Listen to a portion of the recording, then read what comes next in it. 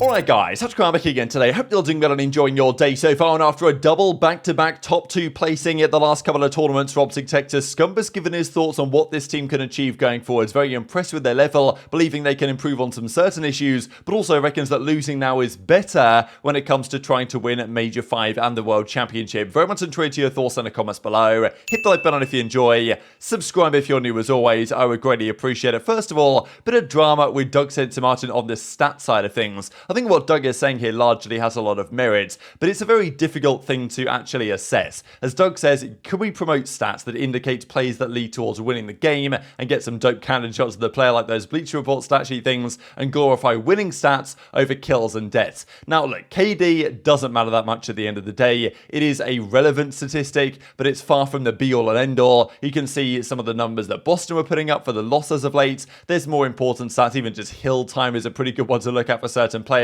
but it's always tough to say. And this is the thing about, this is the thing of regular sports as well. You look at the numbers that are, goals or shots on target or possession numbers or passes completed and all this stuff. And it's difficult enough in regular sports to really figure out, okay, how good actually is this player, or are these numbers kind of biased in a certain way? What does the eye test tell you and this type of stuff? And you can argue that Doug is saying this just because, his KD isn't necessarily so good, but he does add more to the game than just his KD. The plays he makes, the bombs he plants, the hill time he gets, the rotations, the cutoffs he makes, this type of stuff. And you don't really see that on the stat sheet, right? And as he said, stats truly made everyone in Call of Duty play worse COD overall. Can't wait for the day where our scene promotes winning over stats. I see it every single day when I'm competing, and it's very sad to me. Instead of playing to win, people are playing to stand out for a league spot. How do we change this unhealthy culture? A very good question from Doug though, because you do see this in challenges and certainly in the Pro League as well, where players are playing to look good on the scoreboard. It's happened, and honestly, it worked, right? At the end of the day, you look at the guys like Ghosty and others. I'm not saying Ghosty was playing for kills in challenges, but he says outright that in challenges, he was a slayer for his roster. Now he's not a slayer. He's not dropping crazy KDs. He was dropping 1.3s at the Boston Open back at Major 2, the challenges event there that he won with that team. He was meant to be the slayer. He was dropping 1.3s and he won the tourney.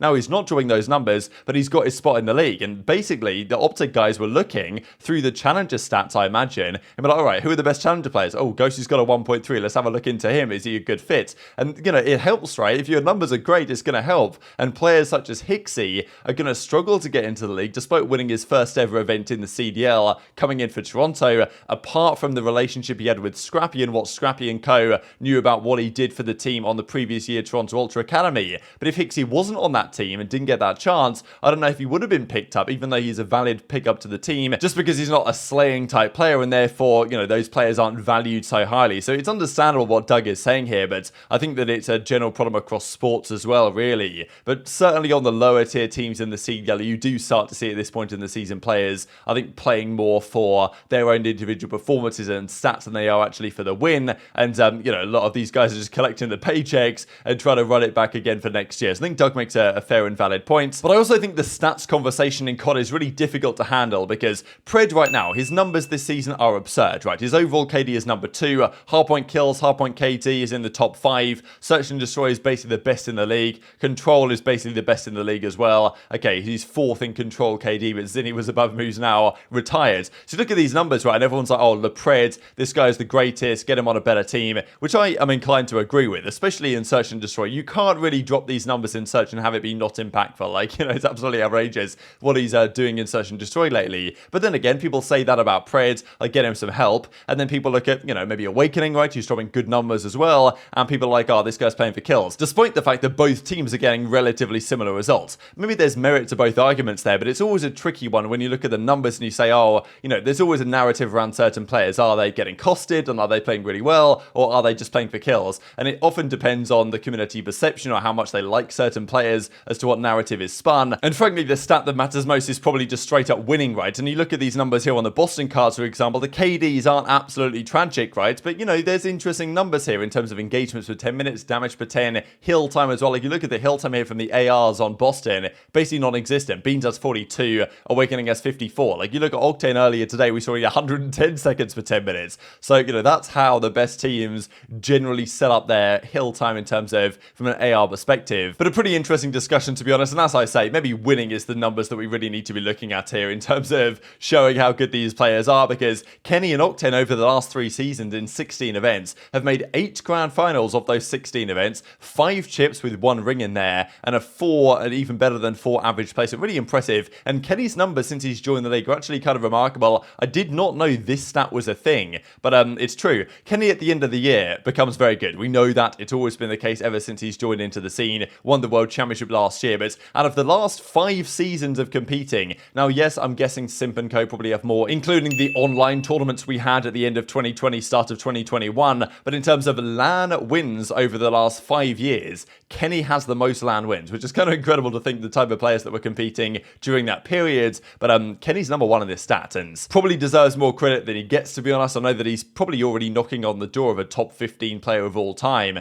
and Octane is maybe easily in the top 10 now, right? We've talked before about Slasher and how, in my opinion, he's in the top 10 of all time, but Octane versus Slasher now is kind of, it's got to be leading Octane's way, you've got to say. So we'll see how that one goes. But of course, OpTic Texas, they go down to Los Angeles Thieves in the finals. Their second place in a row. We saw FaZe did this quite a lot last season, right? They got 4 second places last year, to the frustration of them. To such an extent, they made a roster change at the end of the season. Now, look, if OpTic plays top 2 for the rest of the year, I think they might well make a change. It's tricky to say. I think it all comes down to the World Championship, what they decide to do. Pred will be looking at OpTic, Thieves, or FaZe. You would think after this victory, Thieves will stick, but, it depends how bad the rest of their season goes, or well the season goes. And more likely, the team that struggles the most at champs out of those 3 teams will be looking at Pred. So I don't think anything is guaranteed yet, but finishing second now is far from the end of the world. It's pretty rare in recent memory that teams that aren't FaZe and Cold War can, win an event at around about this time and then come back really strong at the end of the year. What you'll generally see is teams kick up around about now, and then what you see at Major 5 in this season will be usually very similar to what you see at champs. There's been plenty of years where the winner of either the playoffs or the stage 2 playoffs or the final event of the season before champs, as it is this time, we saw it last year with Thieves, we saw it back in the day with OpTic, we saw it back in the day with United, wins champs as well. So where you really want to be at your best is Major 5 this season,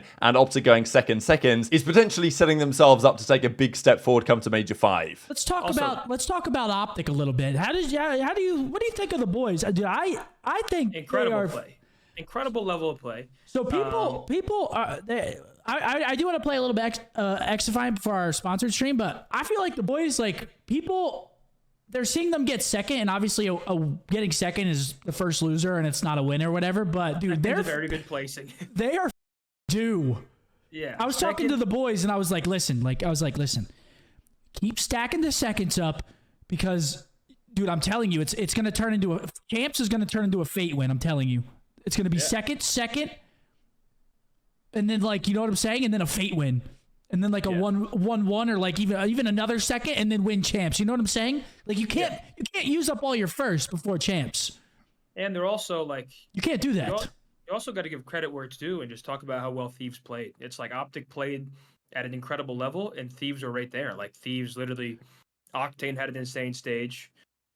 Kenny had an insane grand final. Correct. And that team's also that forward is trusts each other so much in and out of game, where it's just once they hit stride, they're just a top 2 team in the world that is a favorite to win championships. They went back to back last year. They won a world championship. So they're just a good team, and OpTic played them close as shit. It could have went either way. I think some of those maps were crazy. I don't think people realize how hard it is too. When you're the top dog, everybody was calling OpTic the best team in the world. So you have Thieves and FaZe and every single top team looking at every single thing OpTic is doing. Yeah. They're watching every single search VOD over and over.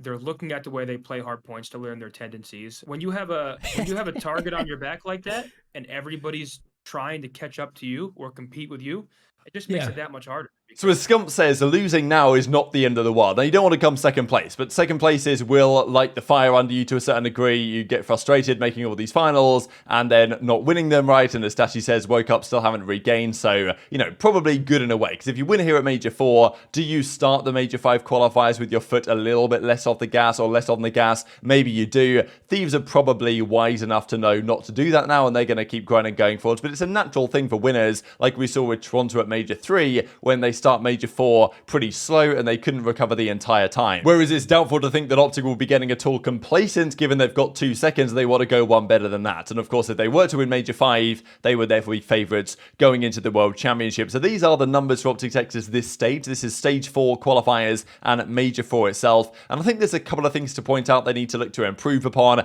Their Search and Destroy was pretty good, 7 in 4. Their control was good online, but when it came to LAN, they weren't quite as good. I mean, yes, they had some good results here in the matches they played, but they did lose those 2 controls right in the finals to Thieves. So, you know, when it really mattered, and I said this on the day that, okay, in a best of 7, I feel like Thieves have a great chance because of that double control that we talked about even earlier today, whether that should or should not be a thing. But if it is, and it will probably will be, and there'll certainly be 2 controls in the grand final of the World Championship, they do need to get a little bit better in that mode. Their numbers here aren't quite as good as they are, let's say, in the hardpoint. The hardpoint has been great, 13 in 3, again, like a super good record. Okay, yes, Championship Sunday wasn't quite so special, largely because of the Hydro situation, and I think this is the other thing that OpTic have to think about. Their Search and Destroy, I think, is going to be fine. Their control needs a little bit of work, but it's this Embassy hardpoint where I think they really need to look at here, because they didn't play it the entirety of this stage, right? 0 maps played on Embassy hardpoint, and it worked for them during that streak. But when it came to playing Thieves, a team that I don't believe particularly likes Embassy, or I haven't really seen it played from them